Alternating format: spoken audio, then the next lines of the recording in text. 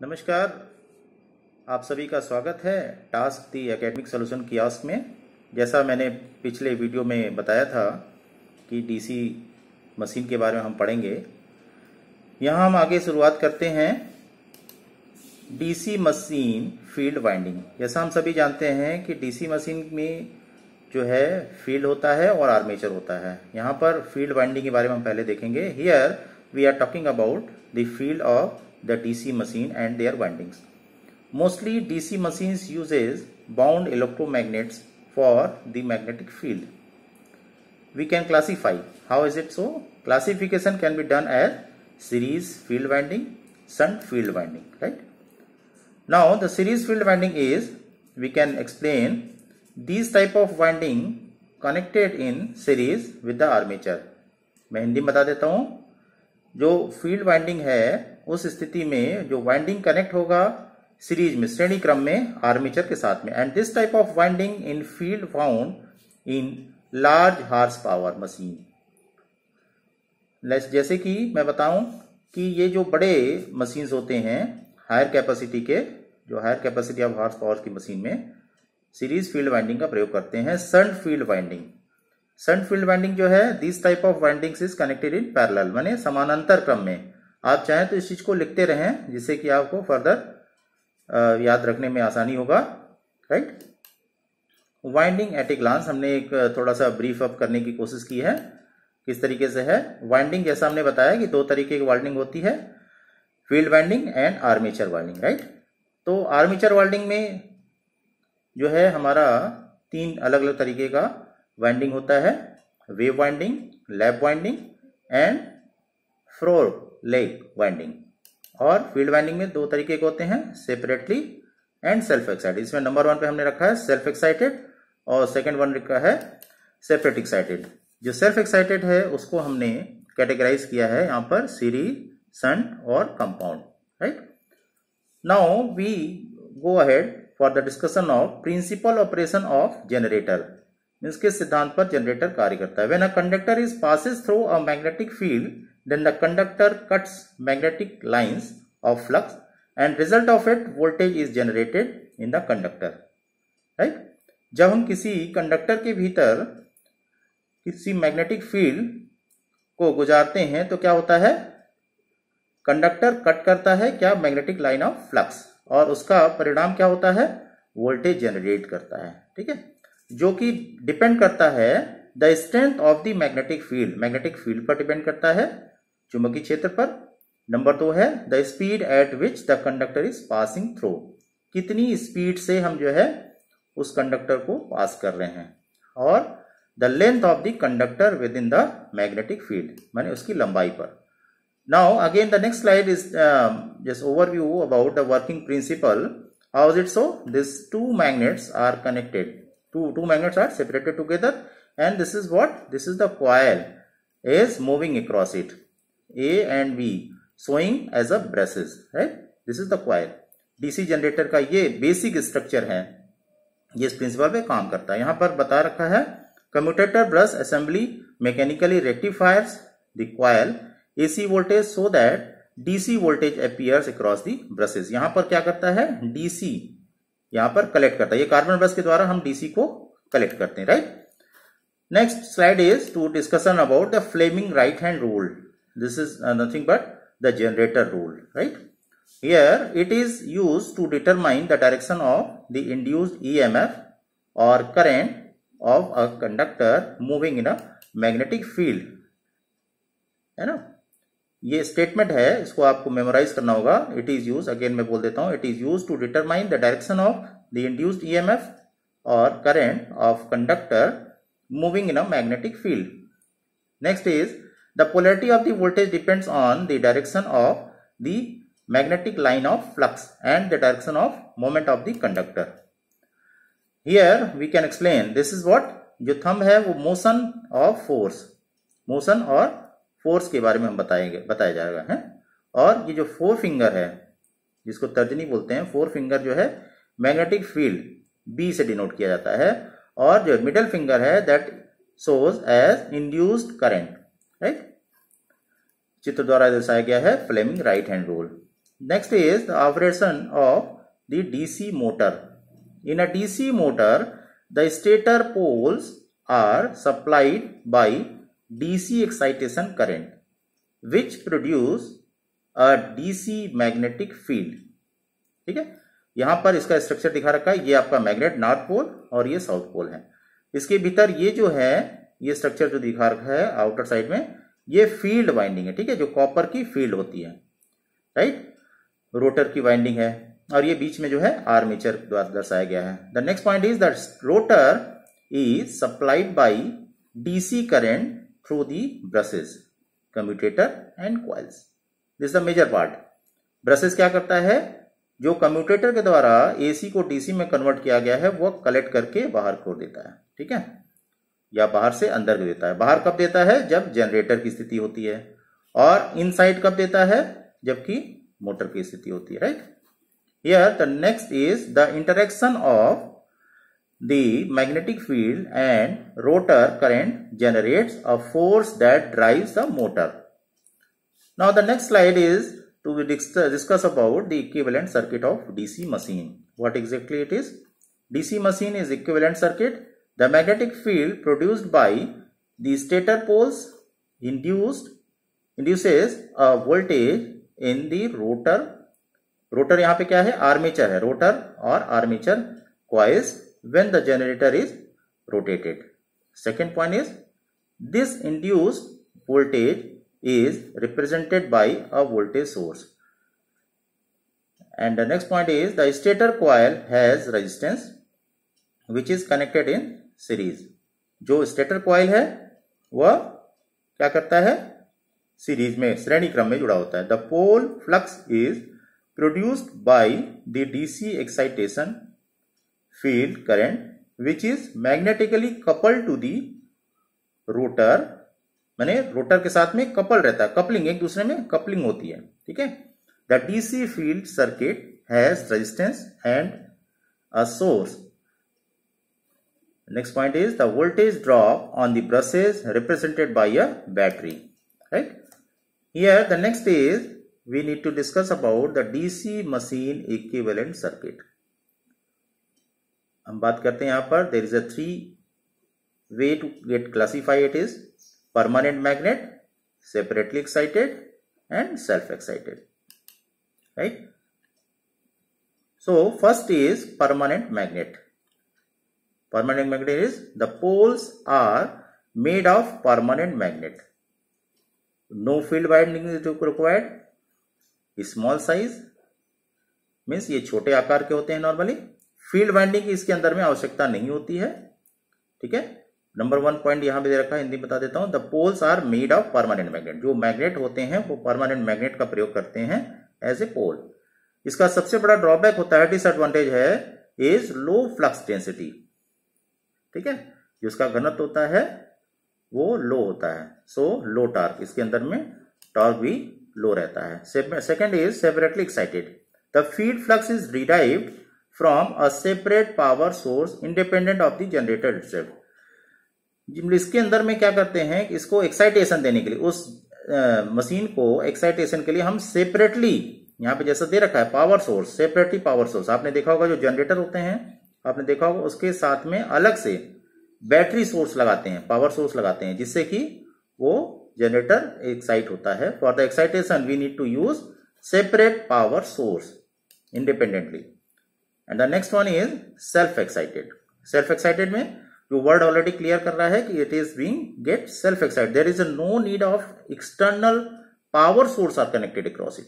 माने किसी प्रकार का बाहरी कोई भी शक्ति या पावर एक्साइटेशन के लिए आवश्यकता नहीं होगी।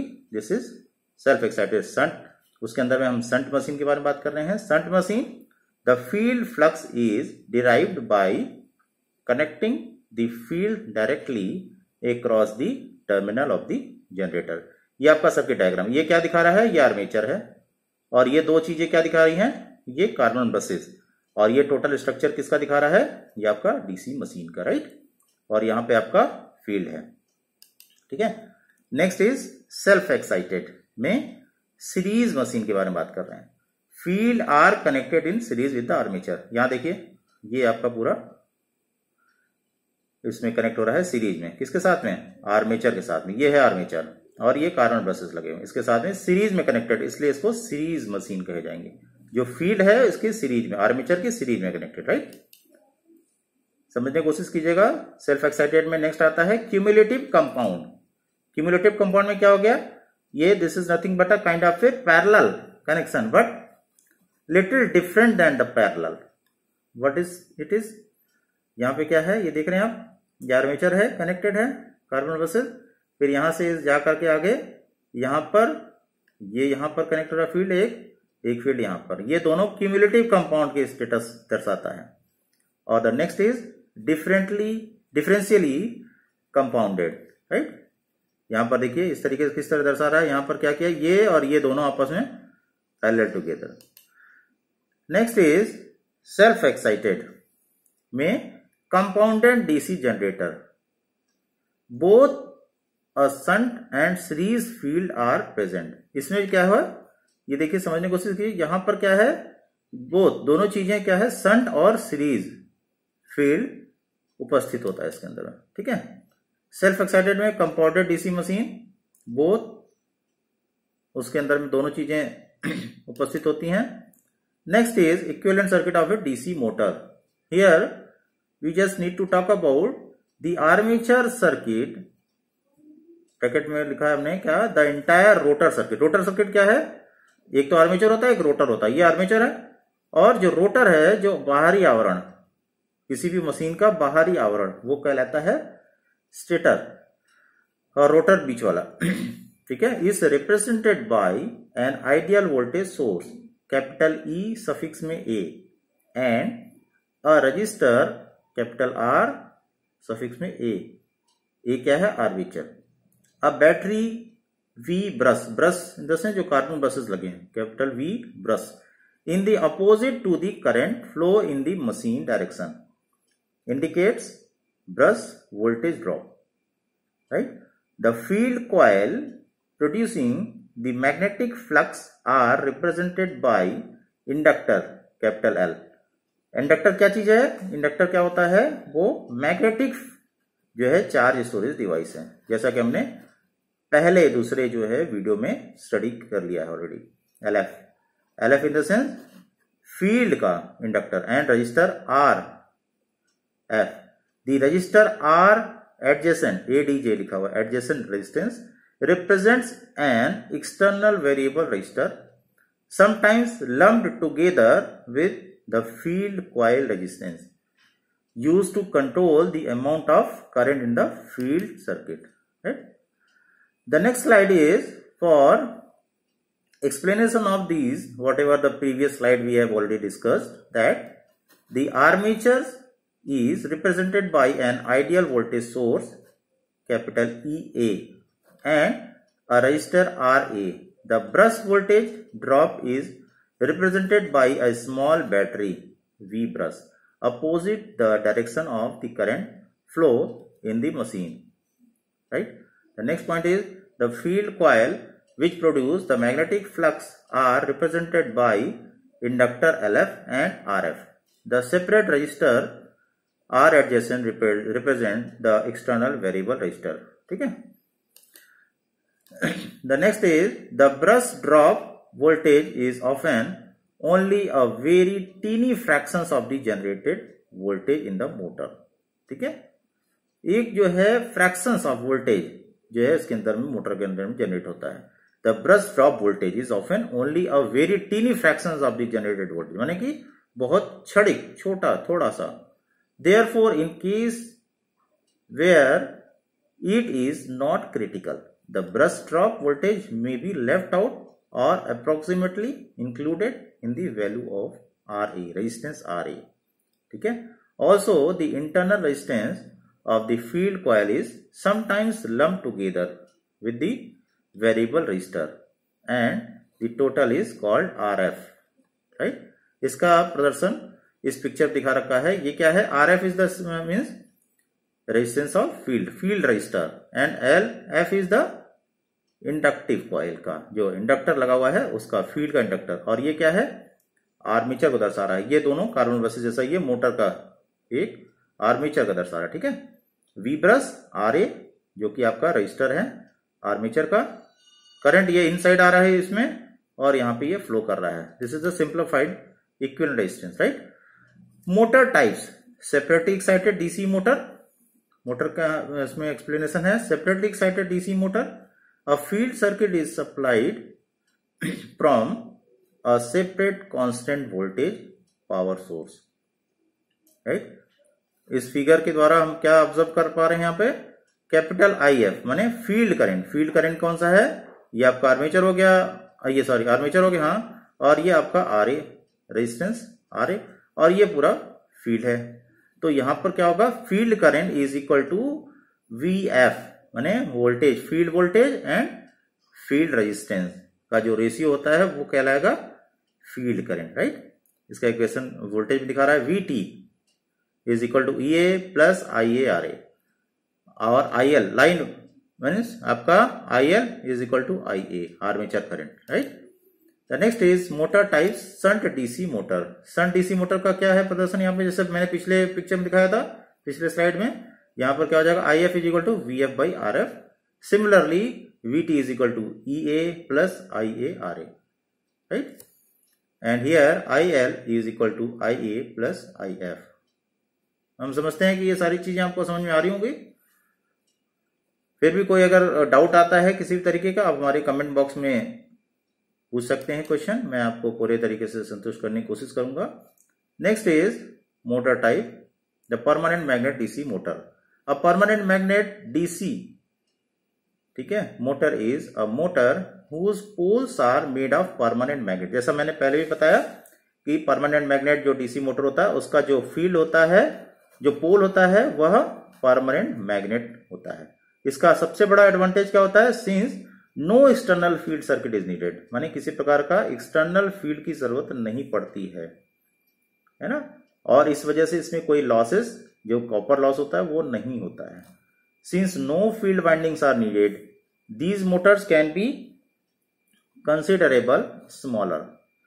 लेकिन इसका ड्रॉबैक भी है। क्या ड्रॉबैक है भी हम देखते हैं यहाँ पर। Disadvantage is since permanent magnets produces weaker flux density, जैसा हमने शायद पिछली स्लाइड में भी आपको याद होगा हमने डिस्कस किया था। Since permanent magnet produces weaker flux, जो उसकी फ्लक्स जो जनरेट करता है वो कंपैरेटिवली अपेक्षाकृत कम जनरेट करता है। Supported shunt fields, such Motors have lower induced torque, जो इसके अंदर में टॉर्क होता है वो भी लो कैपेसिटी का होता है। There is always a risk of demagnetization from extensive heating और फ्रॉम आर्मेचर रिएक्शन इफेक्ट्स, ठीक है। इसमें कई बार क्या होता है, ये हमने महसूस किया कि एक्सट्रीमली हीट हो जाता है, एक्सटेंसिवली हीट हो जाता है। The next slide is explains about the torque equation, what it is. So torque tau से भी डिनोट करते हैं, यहाँ टी से भी लिख सकते हैं।